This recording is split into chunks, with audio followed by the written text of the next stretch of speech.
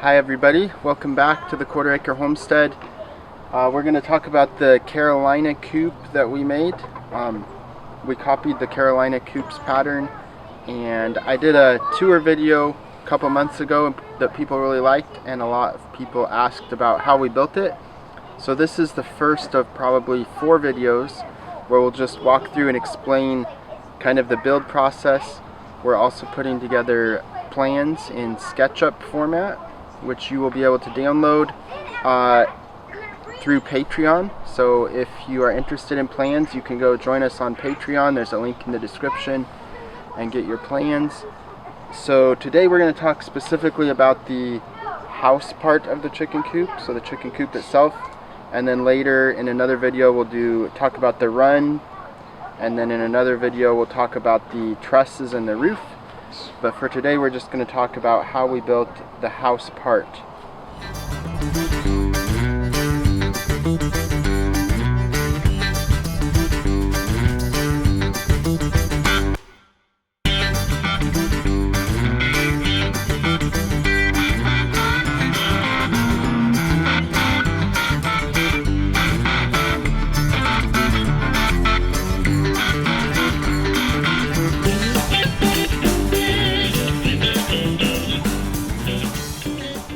Okay, so the way we started out, we wanted this to be 6 foot wide by 4 foot deep, and specifically the floor inside it's a piece of plywood that we got on discount at Home Depot, really nice thick plywood. So we wanted the inside to be 4 foot deep and then 6 foot wide, and we could cut the end of the plywood off. So in order to do that, this outside board and this outside board needed to be exactly 6 feet apart. So what that means then, basically we started building this front wall. I guess you could call it the front. I don't know. I haven't figured out if this is the front of the coop or the back of the coop. So this board going across needs to be exactly 6 feet long. This is pressure treated down at the bottom. This one needed to be exactly 6 feet long. And then in between those we have 2 sideboards going all the way up. And this is all in the plans, the links and everything, but that was actually 58 inches, those sideboards. And then we have one right here, and again the heights are in the plans. I wanted this to be just about the right height so that I could wheel a wheelbarrow up here, open these doors and just scrape stuff into the wheelbarrow, but you can adjust that height to your preference. So this one, basically those one top, one bottom, 2 sides, and then this one across, that's the frame for this back wall. You'll notice the boards are on their side. Traditional framing, they would be more like on their end. So this was a little bit different than what I've had experience with in the past. But basically what I did, I cut these boards, cut them to length, and then took a piece of plywood and laid it flat on the floor, and then lined up, for example, this corner right on the corner of that sheet of plywood. So laid these boards all down flat on the ground, on the plywood, lined up these corners to get them perfectly square. And then I screwed these together, which I'll show you how I screwed those in just a second. You can use pocket screws, or what I did, I just used a long drill bit and like 3-inch screws that would be like inside of here. So I'm going to show you how I join the 2x together on their side. So these are 3-inch deck screws, Phillips. This is what I like to use. I had part of a 25-pound box from Home Depot, which is pretty expensive. I think it's like $75 or $100 for that 25-pound box. But I had some left over from another project, which is another way I saved money on the coop. So these are great screws to use. Then also, if you make a mistake, you can always unscrew it and fix it, or you can unscrew it in order to paint things. So it works really nice. These are a similar type screw, like same coating, Phillips, about a 1 inch, and this is what I screwed the siding on with, something like this. So you're gonna have to imagine some things. So say this is going up the right side of the front of my coop, and then I can't even remember. I think this goes across like this. Either this or this, I don't know which, but it doesn't really matter for this example. So what I need to do is I need screws to go right in through here. So if I tried to screw this screw in right now, it would go to here and it would stop, which is not good. So again, like I mentioned before, you can get a pocket jig, and a pocket jig basically will make a pocket kind of going in at an angle, and then there's special pocket screws that you can screw in there, so it'd go in kind of at an angle, and that works great. I didn't have one of those and I didn't want to buy one, but that's what Carolina Coops does, and it works really nice. So in the description I'll put a link for a pocket screw jig and you can check that out. But let me show you the way that I did it. So I went to the hardware store. Actually, I already had this. This is about, I don't know, yeah, a 1/4 inch drill bit. So what I did is I would drill this in right in the center of the 2x4, and I would drill in about this deep. So in order to make sure I got the right depth, first I put a piece of masking tape so that I would know. So masking tape, and I go right up to it. Then I noticed I'm just leaving about a 1/4 inch of the kind of the teeth of the drill bit. So I would just drill to that point. So then what you'll notice is if I put a screw into that hole and screwed all the way down till the head hits the bottom of the hole, it would be about that far in, which is perfect. So it's joining those pieces together. So I would do this 2 times. I'd want to screw up here and a screw down here just to hold it square. Okay, so I mentioned I would lay this on a piece of plywood. So you're going to have to imagine that I have a piece of plywood here because I didn't have a easy piece to get to show you this. So I'm going to actually use a square. So imagine I have a big sheet of plywood laid down on the floor, and this is one side of the plywood and another side of the plywood.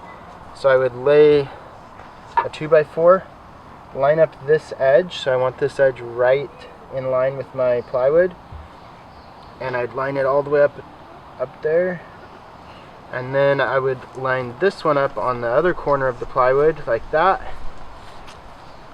and then I would sit on these to make sure they don't move, and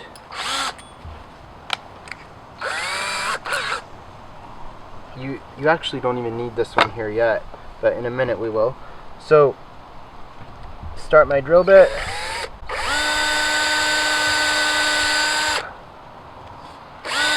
This drill bit's kind of dull. I wouldn't be surprised if my kids have been drilling bricks with it or something.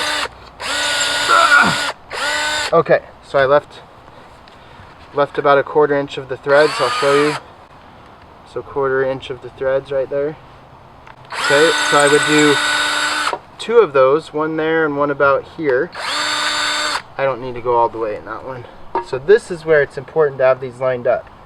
So you'd line up that one on your plywood, line up this one on your plywood, switch bits, or you could have 2 drills. This is what I had to go to the hardware store for because I didn't have this. This is like a maybe a 4-inch Phillips bit, and I used this for the whole coop, and it's still working. So you only need one of these, and it basically needs to be able to go into that hole to screw that screw all the way up to that point. So put this into your screwdriver, or your drill, I guess. Take a screw, put it into that hole, and it's going to go about that far. Make sure things are lined up along the side of the plywood, and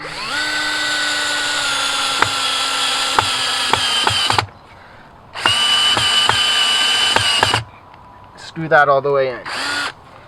And it's joined up tight, and if I had 2 of those it would be even tighter.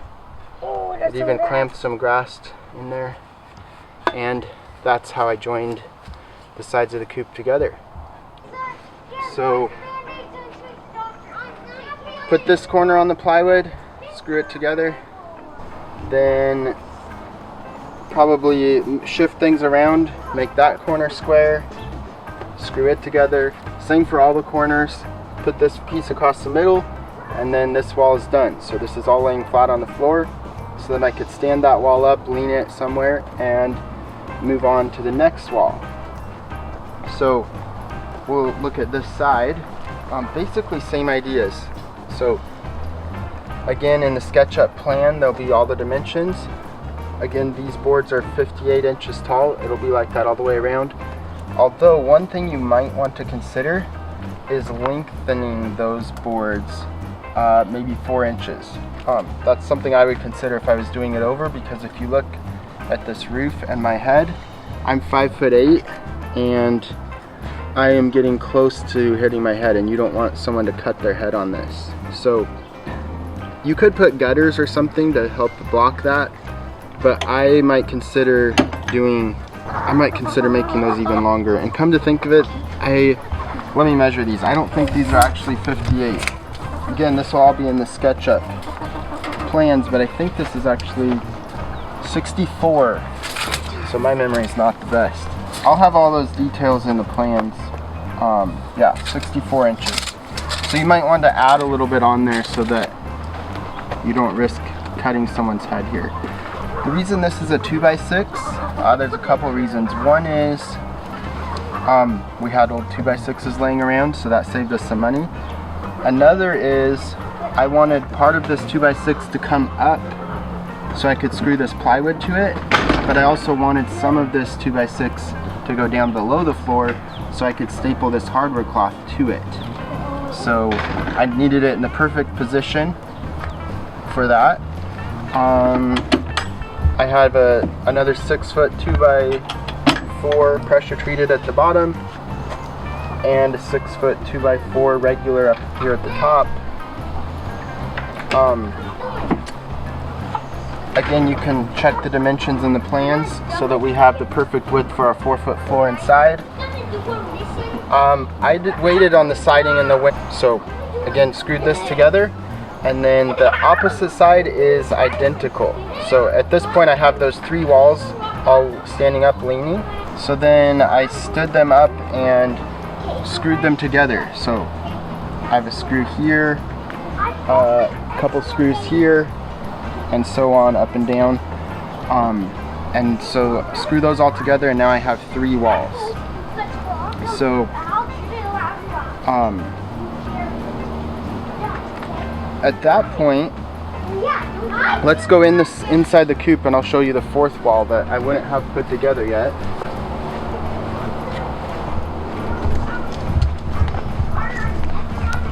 Okay, so at that point, would put this 2x6 across to hold those 3 walls together.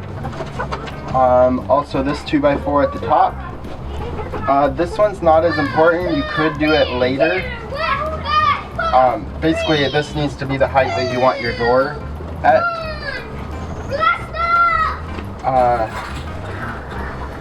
But all the dimensions are in the SketchUp plans. Okay, so I would put all 3 of these in. There's also 2x4s going up the side here. That's to hold the siding. So we put those in. Nothing up on the roof. No trusses or anything at this point. That's later. Okay, at this point, I would stop and do a few things. So what I did is unscrewed all the walls. So kept each wall is 1 unit, but separated them. And then my wife and my kids primed them and painted them, which makes it a lot easier to get into all the little cracks than after you have it all put together. So they did that. We would let them dry, then screw it all back together. So once all those walls are done and screwed together, I would then do the the floor joists, basically. So what I did, you can come over and look under here, I think. So right here I have a 2x4. Basically I divided the floor into thirds and put two 2x4s across between this 2x6 and the 2x4 on the other side. So just to hold up the floor a little bit more. And then on the sides, if you look over here, this is a 2x2 along this 2x6 to hold the floor up. So I put those on both sides, and then if you look on the far side on that 2x4, there's 2x2s there as well to hold the floor, and it would be the same on this side, which would be harder to see. So again, it's all laid out in the SketchUp plans and you can see it real easily. So once those floor joists are in, then I put my floor in. So my 4x6 sheet of plywood would go on the bottom. The other thing you want to do before you get too far along is staple the hardware cloth down here on the bottom while you can still stand up under there. So take your plywood floor out, staple the hardware cloth around that bottom part, and then go ahead, put your floor in, and then you can also put your siding in. So on each side you have your sheets of plywood that just screw onto the wall. In the front here you have a piece. In order to know how high this piece goes, because it doesn't necessarily just go to here. In fact, you can see 4 foot is right here. That's where my plywood joined together. So you could put it in there. You just have to keep in mind later on, like over here, I would have had to trim this corner to make it fit. And you can do that later once you put your trusses up. Or you could just lay a board there and kind of see where it needs to be. I can tell you the angle I'll tell you the angle these are at is 17 degrees. But I would save that for later. Okay, so you put your siding in. Also, probably what you would want to do at this point is cut your holes for your windows and also for this door. So you cut this hole for the door. Let's go look at the windows.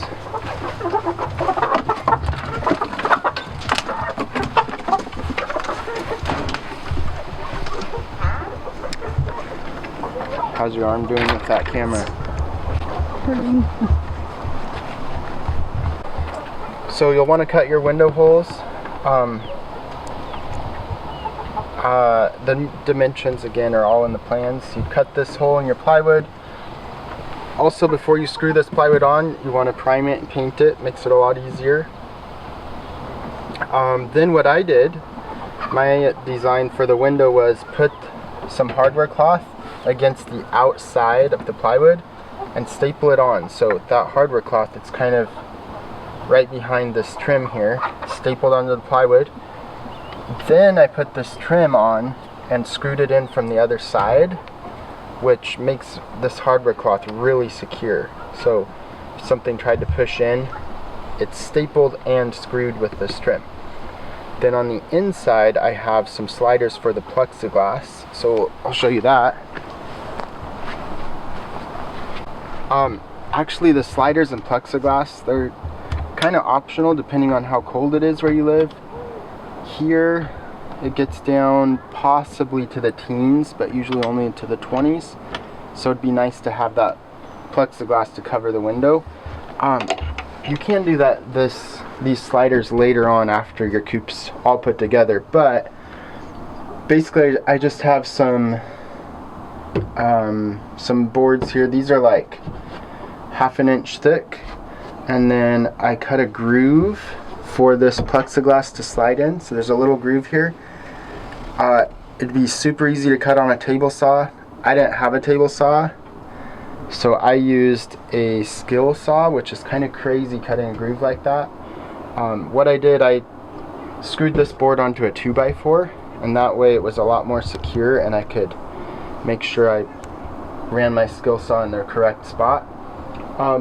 You want to cut your slots just long enough so that this will slide and uncover the window and then stop. So basically my slot on this upper board, it stops right here, which doesn't let this slide all the way out, although this wall would have caught it, I guess. And then you want it, same idea, when you close the window, you want it to stop at the right point. Here you can see my screws holding the trim on. And let's talk a little bit about the doors. So you have all your walls up, you have your siding on, your window holes cut.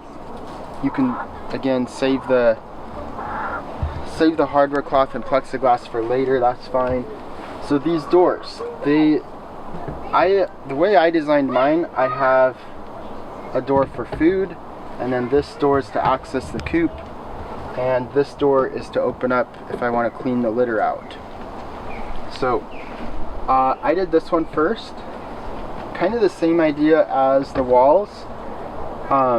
I cut these 4 boards out, laid them down flat on the ground on a sheet of plywood to make sure it's square, screwed them together, cut a piece of plywood the right size. Again, I had these primed and painted before I put it all together. You want to leave about a 1/4 inch. So if you measured the distance from this board to this board, that's where your door is going to go. So if I measure that, that's about 31 inches. So I would want to make this door 30 3/4. So I would leave a 1/4 space. So what I'm going to do then is leave an 1/8 inch over here and an 1/8 inch over here, and that'll allow my hinges and everything to open and shut without any scraping. Same thing vertically, leave about a 1/4 inch. Put that all together. I went ahead and bought the hinges brand new at Home Depot, and I like the black with the white. To mount the door, you want, like I said, an 1/8 inch all the way around, which is it's tricky to just hold it there and screw it on. So what you want to do is take an 1/8 inch shim, put it in on each side, make sure you have spaces up both sides, and then while it's sitting on those shims, you screw these hinges in, and then your door should open and close perfectly. I like these gate latches because you can shut it and gravity pulls the latch shut.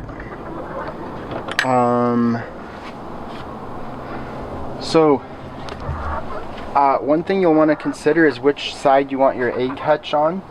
And you can use whichever side you want. I wanted to do it on this side because our garden's on that side, and it'd be hard to get eggs without walking on your plants. So, which made it a little tricky because this is also my food storage. So I had to build this little extra thing to allow the chickens to get kind of through part of my food storage area and into their egg box. But basically I just framed a small little area here, so some 2x4s and some plywood, framed this to keep the chickens out of the food.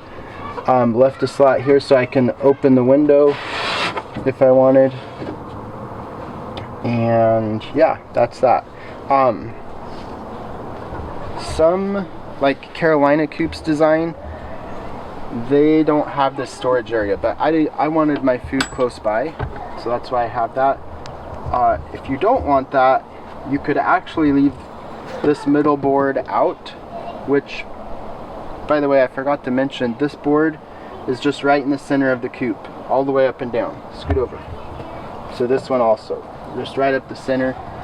You could leave that out and just have these two doors meet right at the middle. That's what Carolina Coops does. You can look up their videos. And then this door here, you could have it go all the way across. I like this. I think that's it for the coop part. Let me know if you have any questions. Again, we're gonna do 2 or 3 more videos. So the next one will probably be the run, and then the one after that, the trusses and the roof, and then maybe one after that for the egg hutch and any other final details like the little door. So again, let me know if you have any questions. If you're interested in the SketchUp plans, head over to Patreon and those will be coming out sometime in June.